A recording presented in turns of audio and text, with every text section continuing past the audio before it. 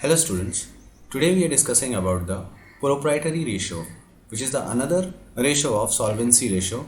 So let's start proprietary ratio. So what is mean by the proprietary ratio?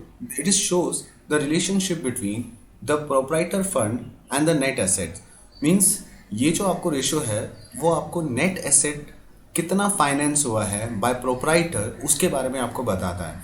And why it is important for the financer or the lenders for the any company or any organization, because जितना ज़्यादा proprietary ratio या कहा जाए कि जितना ज़्यादा assets जो है वो प्रोप्राइटर यानी शेयर होल्डर्स या ऑनर्स ऑफ द कंपनी के थ्रू फाइनेंस होगा, उतनी ज़्यादा जो लेंडर्स हैं या जो बैंक्स हैं या जो आपको फाइनेंस दे रही है उनका सेफ्टी मार्जिन रहेगा. ठीक है, एक ऑब्वियस सी बात है कि जब अगर ऑर्गेनाइजेशन के अंदर आप किसी कंपनी को लोन देते हो या आप किसी ऑर्गेनाइजेशन को लोन दे रहे हो तो आप अपने लोन की सेफ्टी को भी चेक करोगे. तो ये एक रेशियो जो है वो हेल्पफुल रहता है किसी भी लेंडर्स के लिए to check the safety of the loan. So proprietary ratio का फॉर्मूला क्या है? That is share holder funds upon total asset. मतलब शेयर होल्डर जितना भी शेयर होल्डर फंड्स है उसको हम टोटल एसेट्स के साथ डिवाइड कर देते हैं, तो जो भी हमें आंसर मिलता है that shows the ratio of the proprietary ratio.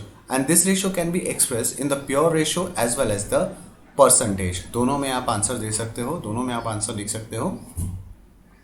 अगर क्वेश्चन के अंदर मेंशन नहीं किया हुआ है तो अगर क्वेश्चन के अंदर कुछ पर्टिकुलर अमाउंट या कुछ पर्टिकुलर चीज़ मेंशन की हुई है तो according to that you have to write your answer. बहुत इजी है. So let's begin.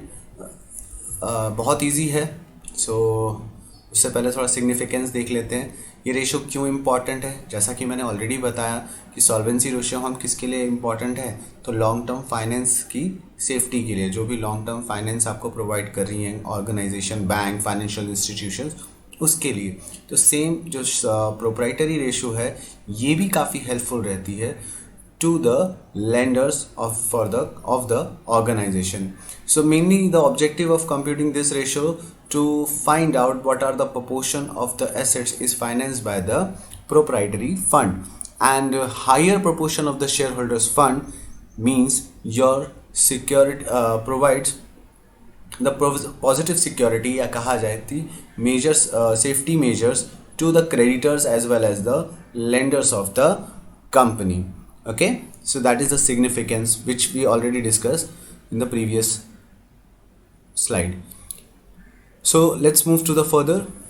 So this is the formula to calculate equity shareholders funds and the total assets. ठीक है, so ये आपको सिर्फ ध्यान रखना है, आप इसे नोटबुक में लिख सकते हैं. Now we'll start the practical question. So let's see the question. From the following information calculate the proprietary ratio. So आपको इक्विटी शेयर कैपिटल दिया हुआ है, आपको सिक्योरिटी प्रीमियम दिया है, general reserve, debentures, machinery, investment, stock, debtors, सब कुछ दिया हुआ है. सो अब हमें इसके बेसिस पे ही क्या कैलकुलेट करना है? Proprietary ratio. तो सबसे पहले हम क्या कैलकुलेट करेंगे? शेयर होल्डर्स फंड्स कैलकुलेट कर लेते हैं. तो शेयर होल्डर्स फंड्स के लिए हमें क्या चाहिए? Equity share capital, security premium, general reserve, debentures नहीं लेंगे क्योंकि वो लॉन्ग टर्म लाइबिलिटीज़ है. ओके, सो यहाँ से हम इसको टोटल कर लेंगे. So we will get the answer of ₹2,40,000. यानी हमारा प्रोप्राइटरी फंड कितना है? 2,40,000. Now we will calculate the total asset. अब यहाँ पे आप डायरेक्टली तो टोटल एसेट फाइंड नहीं कर सकते हो, ठीक है. तो जो भी चीज़ें हमें अवेलेबल हैं हम उसी के बेसिस पे टोटल एसेट को एज्यूम करेंगे. तो हमारे पास मशीनरी है, इन्वेस्टमेंट है, स्टॉक है, डेटर्स है, तो यही हमारा टोटल एसेट्स हो जाएंगे. सो हमारा टोटल एसेट्स कितना आ गया? 3 लाख. सो अब इसको फॉर्मूले में अप्लाई कर दो, share holders funds upon total asset. So आपको आंसर मिल जाएगा 0.8:1. सो ये प्योर रेशियो है. आप देखोगे कि जो टोटल एसेट्स है उसमें से 80% जो एसेट्स है वो किसके थ्रू फाइनेंस हुए हैं?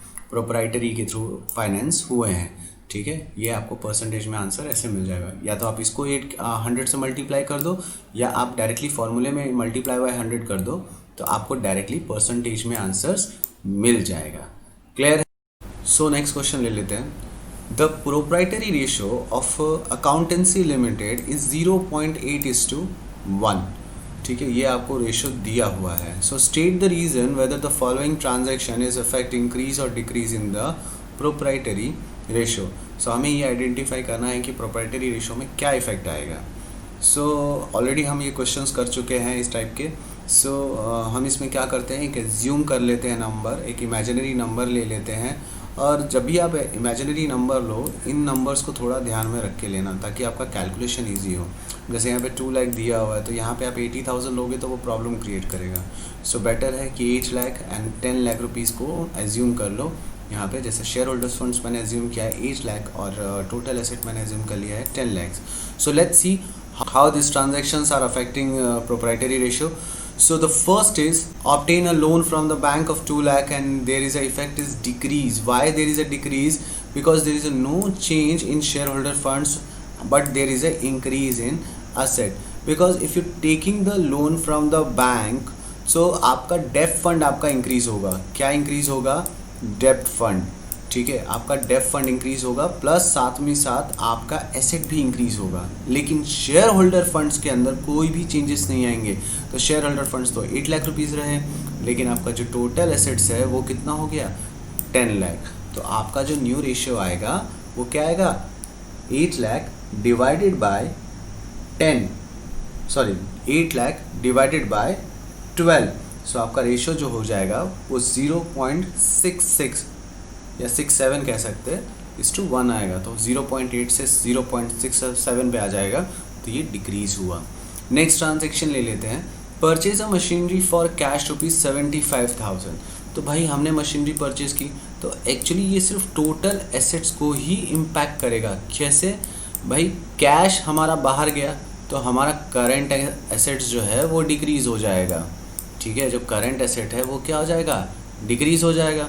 बट यस, मशीनरी हमने परचेज की, सो आवर फिक्स एसेट जो है वो क्या हो जाएगा? इंक्रीज हो जाएगा उतने ही अमाउंट से. So actually share holder funds में तो कोई इफेक्ट आएगा नहीं और ना ही आपके टोटल एसेट में कोई इफेक्ट आएगा. सो इसीलिए there is a no change, because there is a no change in the share holder funds and the total assets. Let's see the next transaction.